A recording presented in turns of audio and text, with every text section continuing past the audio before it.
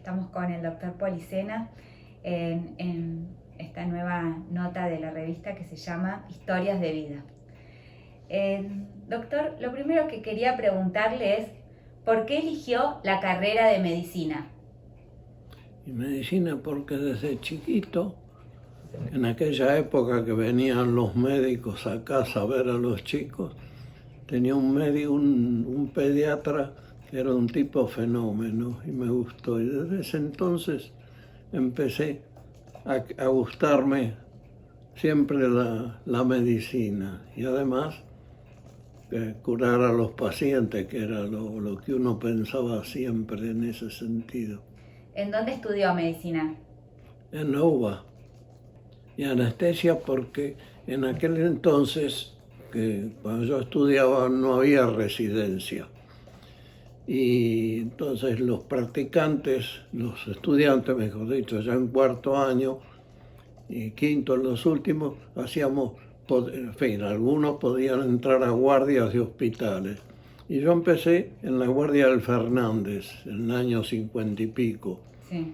Y ahí las operaciones no había anestesiólogo, lógicamente. Entonces en las guardias se hacían con el famoso hombredán histórico y yo me gustaba y hacía siempre las anestesias. Y había un médico ya que era uno de los socios de cuando se hizo el Basterrica, mejor dicho, no cuando se hizo el Basterrica, cuando los Basterrica vendieron el sanatorio, o sea, pasó a manos de un grupo de médicos. Uno de ellos se asoció ahí y me dijo, mira, dice, vos que haces anestesia, dice que te gusta, hay un anestesiólogo ahí en el Basterrica, dice un socio nuestro, doctor Esquetino era, que necesita, dice, a veces alguien que lo ayude o algo. Y entonces me lo presentó y empecé a trabajar con él en el sentido de aprender, a ayudarlo por un lado, a aprender anestesia por otro. Y así después hice, en fin, en el año 61 ya me recibí y en el 62 entré a la asociación. Esquetino era jefe del Churruca, entonces me llevó con él al Churruca, empecé haciendo guardias y después terminé de jefe del Churruca. Y antes de eso, antes del Churruca, estuve 2 años en el Fernández de anestesiólogo. Perfecto. ¿Y cómo fue que consiguió su primer trabajo? ¿Cómo consiguió su primer trabajo? ¿Cómo lo ayudaron a...? Y Esquetino me llevó mejor dicho, primero... ¿En el Fernández? No, el primer trabajo, yo cuando era practicante, sí, hacía guardia en los bañarios de Núñez que había en aquel entonces. Ahí ganaba unos pesitos, daba inyecciones también. ¿Cuáles son para usted los aspectos más importantes que debe cumplir un anestesiólogo? Y un anestesiólogo debe estar permanentemente al lado del paciente, no moverse. Una vez, en un congreso, recuerdo, le preguntaron a un especialista, no recuerdo quién era, si era un inglés o uno que vino de afuera, habían aparecido los métodos un poco más sofisticados ya de control del paciente y le preguntaban cuál elegiría él para seguridad del paciente. Dijo una cadena de 1,5 metros, donde ataría al pie de la camilla, al pie del anestesiólogo. También recuerdo que Mackintosh, el laringoscopio, Mackintosh había traído, en aquel entonces en los congresos, cuando había congresos, generalmente los llevaban o al italiano o al Churruca algunos. Y Mackintosh había venido con un aparato que regulaba el éter en aquel entonces para verlo. Entonces cuando lo trajeron, vino Macintosh y cada rato desconectaba y olía el... Y uno le preguntó, doctor, si usted dice que esto es tan exacto, ¿por qué huele? Dice, porque es una máquina. ¿Qué lo motivó luego que ya pertenecía a la institución a involucrarse en la gestión institucional, digamos, en el trabajo adentro de la institución? Bueno, yo siempre estuve vinculado a las instituciones. Cuando era practicante del Fernández, organizamos con Lizarraga la Asociación de Practicantes y sacamos una revista que duró 2 números, que se llamaba Tenesmo. Y siempre me gustó en ese sentido la parte gremial o la parte así asociativa también inclusive. Y el que me llevó, que en el Basterrica iba a hacer anestesia y me conoció ahí, fue González Varela. Y con él fui a la asociación ya en el año 62, cuando estábamos en los 2 ambientes del departamento de la calle Güemes, entre en aquel entonces Canino y Scalabrini Ortiz y Malavia. Y empezamos ahí. Y ahí empecé también a trabajar con la doctora Oliaga en rehacer un boletín y rehacer la revista de anestesia, que estuve en la redacción de ambos mucho tiempo, inclusive un número de revista fui director y boletín también algunos números. Indudablemente, en aquel entonces todo era honorario en la asociación, así que era el lucro cesante. Había anestesias que se perdían, pero bueno, uno estaba en eso. Yo no tenía hijos, así que no, y mi señora se bancaba bien el tiempo que nos llevaba a la asociación. En ese entonces un poco menos, después ya con cargos que tuve más. Sí. ¿Y por qué valió la pena? Y porque es una satisfacción haber hecho cosas, haber estado en muchas cosas del crecimiento de la asociación, haberlo visto crecer como ha crecido. Tuvimos la lucha cuando antes había un nomenclador nacional donde estábamos nosotros, donde los honorarios nuestros eran el 30% del cirujano, y ahí nos apartamos de eso y creamos el nomenclador nuestro, el nomenclador nacional, el nomenclador de anestesiología. ¿Cuáles son los atributos que usted tiene, cuáles son sus capacidades por los cuales puede alcanzar esos cargos tan importantes? No sé, capacidad, nada, ayuda, trabajar en grupo siempre, la unidad, siempre luchar por la unidad, que es fundamental. Cuando se pierde la unidad, no se hubiera llegado, si se hubiera perdido, nunca se hubiera llegado a ser la sociedad como es. Recuerdo que venían muchos otros especialistas, neurólogos vinieron, pediatras, ginecólogos, para ver cómo podían organizarse en lo mismo y le faltaba unidad, que es fundamental. ¿Qué pasaría si se pierde la unidad de la asociación? No tendríamos lo que tenemos hoy, no tendríamos un montón de cosas que no tienen otras especialidades. Indudablemente estaríamos trabajando por un lado, y además la parte científica, que eso ha llevado también la unidad, o sea, el crecimiento que ha dado la parte gremial nuestra. Digo gremial, sí, pero don Aníbal Priaggio nos sacó de gremial, no pudimos decir más gremial, pero digo, el desarrollo profesional, la parte gremial fue muy importante para el crecimiento y para darnos el apoyo para tener la parte científica como actualmente está. ¿Mm? Te calcule que con lo último que sí que ha crecido en el sentido de los muñequitos, Sí. como digo yo, Sí, el nuevo centro de el investigación nuevo y formación centro en de anestesiología. información. Recuerdo cuando se compró el primer Muñeco, sí, simulador, simulador. en aquel entonces fue una cosa para nosotros extraordinario, y hoy ya a ese se le sumó la señora y el hijo. Sí, sí. Es fundamental la ética.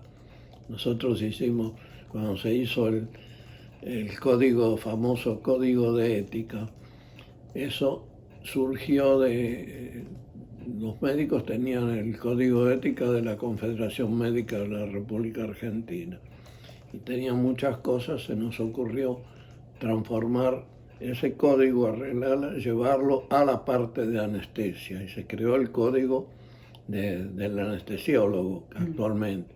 Y ese código, cuando estuvimos en la clase, lo presentamos en una asamblea y fue aprobado como el código, con algunas pequeñas reformas que le hicimos, con el código de la Confederación Latinoamericana de Sociedad de Anestesia, que es el código nuestro actual, es ese código. Como el nomenclador nuestro, para transformarlo, hubo que juntar a los que hacían obstetricia, a los que hacían neonatología, en fin, la cirugía general, ginecología, todo eso para armar el código. Y el código de ética lo mismo, llevó su tiempito. Pero hubo buena predisposición Pero para poder hacer. sí, no, todo el mundo tenía. Tan bien. es así que después se crearon las comisiones Muy bien. para actualmente, que están funcionando muy bien. Yo estuve en la comisión de ética de la asociación y de la clase y de la federación. Tuve en las tres, me tocó. Es un honor muy importante ser miembro del comité, ¿no es cierto? ¿Qué importa? Sí, es importante.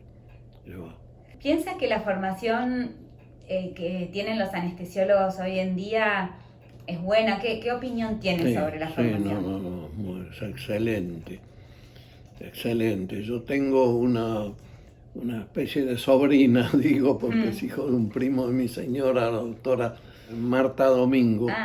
Marta Domingo, que también ella estuvo trabajando conmigo en el Mater Dei cuando yo hacía anestesia. Los últimos 20 y pico de años yo me dediqué a anestesia de partos.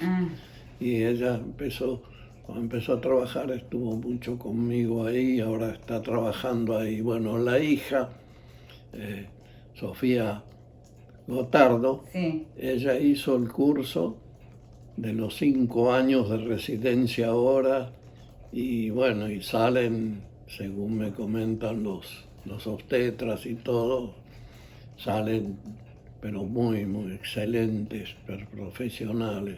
¿Cómo lo acompañó la ARBA en el ejercicio de su profesión? Y bien, siempre es un respaldo que uno tenía para todo. ¿En qué cosas? Y tenía respaldo para la parte gremial, quiero decir, la parte jurídica. Si le pasaba algo, había un respaldo. La parte económica también, porque al tener nuestro nomenclador y al hacer el cobro de los honorarios por medio de la asociación, fue un gran cambio. Recuerdo hace muchos años, estoy hablando del año 70, 80, por ahí, que el cambio fue muy bueno cuando se empezaron a cobrar por la asociación, inclusive ya en hospitales, por ejemplo, en algún hospital muy conocido, que los cirujanos les pagaban a los 3 meses, o en obras sociales a los 3 meses, y a nosotros al mes teníamos ya el cheque nuestro. Y cómo se organizó la parte la parte de cobro, todo eso también fue una gran cosa, porque yo recuerdo cuando empecé a hacer anestesia, si hacía una anestesia para IPF, tenía que ir a IPF llevar. Si hacía una anestesia para Claro. las prepagas recién empezaban, alguna que otra, tenía que llevar las, las boletas, después ir a cobrar ahí, o tener una secretaria, algunos que trabajaban mucho tenían secretaria, pero si no, ir a cobrar a un lado y otro. Cuando la asociación uno llevaba la boleta, en aquel entonces había que llevarla, hoy se manda Sí. por computadora o por el teléfono. Sí. Bueno, había que llevarla y ya la asociación se encargaba de todo eso y cobraba. Eso era una cosa que eso nadie, ninguna especialidad no tenía, todos nos envidiaban en eso. Sí. Recuerdo un paciente que vino con alteraciones de latido a último momento y se le hizo la cesárea y el chico muerto porque tenía el cordón anudado en el pie y esas cosas, esa angustia de pasar una cosa así, ¿no? De ver a la señora, en fin, a la paciente ahí que con el sufrimiento de toda la familia y uno también por no haber, en fin, no haber podido solucionar una cosa así, que es insolucionable, Sí. pero esos sufrimientos. ¿Cuándo decidió retirarse y por qué? ¿Qué lo motivó a tomar esa decisión? El 20 de febrero del 2006, me acuerdo, hice una anestesia con un médico que yo le había hecho, yo hacía la anestesia al padre y después Beruti era el hijo que es el jefe ¿Del Austral? Del Austral, le hice la anestesia a él y ese día dije, yo llegué hasta acá, ya tenía 70 y pico de años, dije, llegué hasta acá, lo pensé, y generalmente las vacaciones siempre me las tomé en marzo, porque en el hospital en Churruca el policial tenía que haber siempre gente, entonces hacía tomar las vacaciones enero, febrero, los que tenían hijos, y los que no teníamos hijos grandes después. Entonces yo me lo tomaba en marzo, que a mí me gustaba que el hospital marchara a la perfección. Sí. Entonces, en marzo me las tomaba. Entonces, en marzo, en 20 de febrero había hecho la última anestesia, en marzo nos vamos a Mar del Plata y le digo a mi señora, mira, digo, cuando llego a Buenos Aires termino ya no hago más anestesia, me jubilo, y ahí fue una determinación así. Sí. Primero porque no había tenido ningún juicio. Sí. Y haciendo anestesia en parto en aquel entonces, sobre todo, había muchos juicios de mala praxis. Y nunca había tenido, al contrario, había salido de Testigo. De testigo en algunos. Recuerdo un testigo que tuve que salir, una vez me citan para le habían hecho un juicio a un obstetra a los 9 años y 2 y 3 meses de haber tenido el parto. Yo había hecho la anestesia en aquel entonces, tuve que ir a buscar fichas de... Sí, de 1000 años atrás. Así que yo ya, inclusive ya con los 15 de años que no hago anestesia, ya pasé las posibilidades de tener un juicio, de que alguien buscara algo. Y nunca, bueno, y como nunca había tenido juicio y nada, le digo a mi señora, mira, ya, primero a la edad, y después ya, y de ahí dejé. ¿Y cómo tomó el retiro, la jubilación? ¿Cómo le afectó? Yo bien, yo cuando bajo la cortina en cualquier cosa, bajo la cortina y adiós, ya me dedico a otra cosa. Me dediqué a leer más, a hacer un poco más deportes y esas cosas, así que... ¿Cómo lo acompañó o lo está acompañando la ARBA tras su retiro de la especialidad? Y bien, porque uno tiene, cuando creamos la mutual, que fue una gran una gran idea eso que habíamos tenido, nos habíamos juntado, habíamos pensado en hacer algo así. Y, y eso económicamente es una ayuda, Claro. una gran ayuda. Nosotros teníamos los dos ambientes y hacíamos las reuniones científicas mensuales en la AMA, en la Asociación Médica Argentina.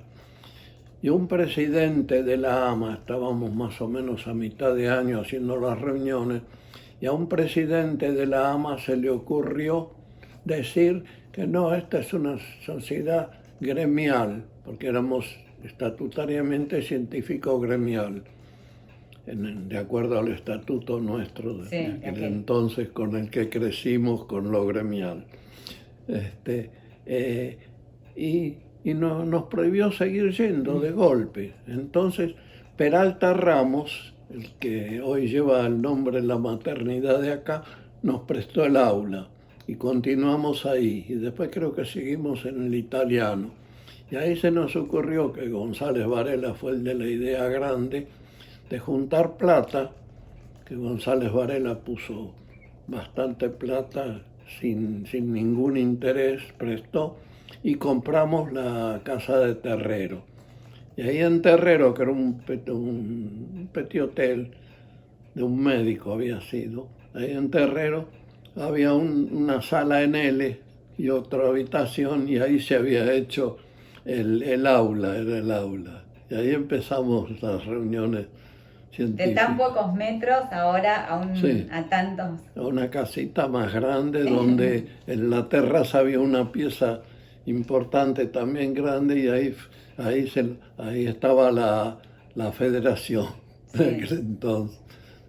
Mientras haya unidad, que es fundamental, mientras entienda la gente que la unidad es fundamental, ahí se va a seguir creciendo. El día que se pierda la unidad, adiós asociación.